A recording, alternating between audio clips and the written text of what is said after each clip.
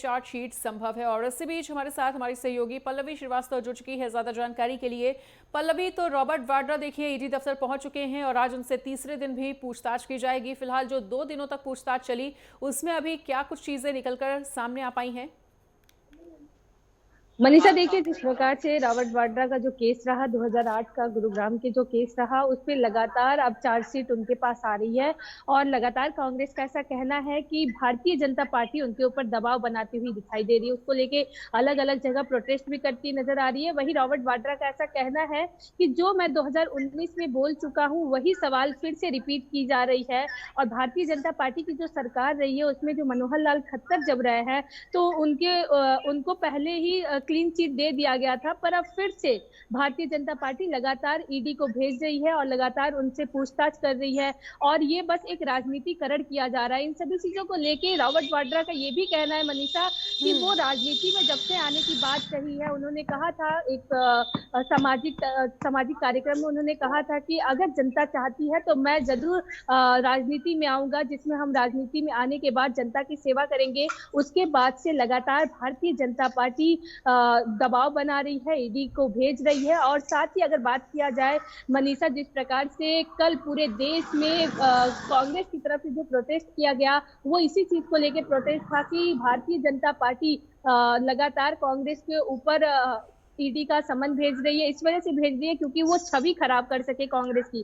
साथ ही मनीषा, इन सभी चीजों की अगर दृष्टिकोण से देखा जाए तो जिस प्रकार से 2008 का जो केस हुआ था उसपे अब लगातार जो ईडी है वो लगातार रॉबर्ट वाड्रा पे सवाल उठा रही है और 3 दिन से लगातार पूछताछ चल रही है। साथ ही अगर बताते चले तो कांग्रेस का जो नेशनल हरासमेंट जो केस था उन सभी चीजों को लेकर उसी दिन जिस दिन रॉबर्ट वाड्रा पे ये सवाल उठा था, जिस दिन रॉबर्ट वाड्रा पे घर पे ईडी पहुंची थी, उसी दिन ही कांग्रेस की भी जो केस रहा है उस पे भी कांग्रेस के यानी राहुल और प्रियंका गांधी पे भी ये केस हुआ था।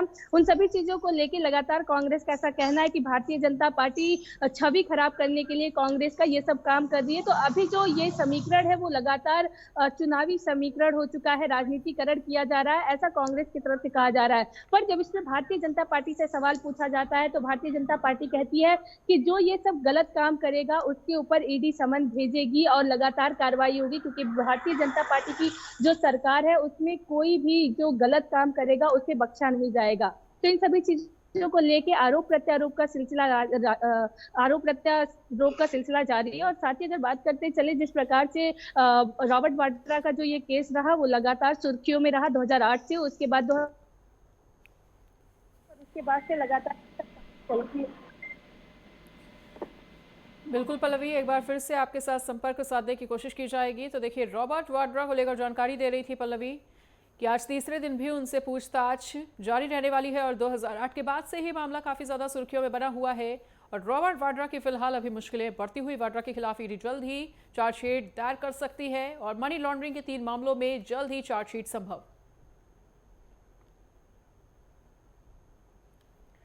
और एक बार फिर से हमारे साथ हमारी सहयोगी पल्लवी जुड़ चुकी हैं। तो पल्लवी देखिए, अब ये मामला काफी लंबे समय से सुर्खियों में बना हुआ है, लेकिन ईडी पर जिस तरह से कांग्रेसियों ने कल प्रदर्शन करते हुए दबाव बनाने की एक कोशिश की है, क्या लगता है कि ये पूरा मामला अब किस तरह से आगे बढ़ाया जा सकता है या आप बढ़ता हुआ देख पा रही हैं?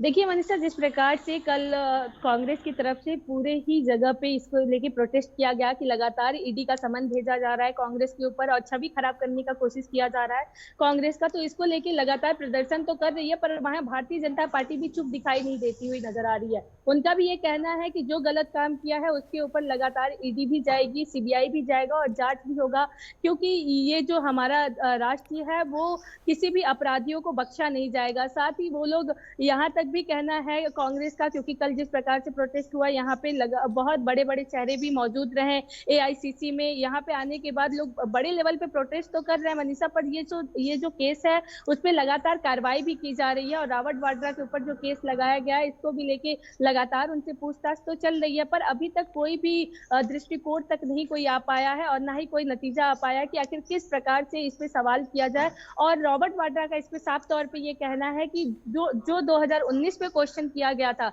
जिसका जवाब मैं पहले दे चुका हूँ। अब फिर से उस चीज को रिपीट किया जा रहा है। तो इन सभी चीजों को लेके इसमें राजनीतिकरण किया जा रहा है। राजनीतिकरण रॉबर्ट वाड्रा भी कह रहे हैं कि जब से मैं इलेक्शन लड़ने की बात कही है, जब एक अल्पसंख्यक लोगों के बीच में और जो सामाजिक तत्वों के लोग हैं उन लोगों के बीच में जब हमने कहा था कि मैं चुनाव लड़ूंगा, उसके बाद से ये सारी समीकरण लगातार भारतीय जनता पार्टी अपना रही है और ईडी का समन लगातार भेजती हुई दिखाई दे रही है। पल्लवी, देखिए रॉबर्ट वाड्रा और कांग्रेसी जन तो लगातार इस बात को लेकर अपनी बात पर अडिग हैं कि जांच में पूरा सहयोग कर रहे हैं रॉबर्ट वाड्रा, लेकिन ईडी के अधिकारियों को इसको लेकर क्या कहना? देखिए, जिस प्रकार से रॉबर्ट वाड्रा को जब पहले दिन बुलाया गया था मनीषा, तो वो पैदल अपने घर से गए थे और पैदल वहां पे गए। उसके बाद वो लगातार सहयोग तो बनाए हुए हैं और जब भी उनको समन भेजा गया है तब वो वहां पे गए हैं। तो ऐसा अभी कुछ अधिकारी तौर पे तो नहीं पुष्टि किया गया है कि आखिर किस प्रकार से वो सहयोग कर रहे हैं या नहीं कर रहे हैं, पर रॉबर्ट वाड्रा जिस प्रकार से जब भी समन गया तब वो लगातार ईडी दफ्तर गए हैं। तो इन सभी चीजों को देखा जा सकता है कि वो लगातार वहां पे तो पहुंच रहे, पर वो कितना सहयोग करते हैं ये भी देखना बड़ा दिलचस्प होगा, क्योंकि अभी कोई भी ऐसा केस है जो सामने नहीं आ पाया है। ठीक है पल्लवी, तमाम जानकारी को साझा करने के लिए आपका बहुत बहुत शुक्रिया।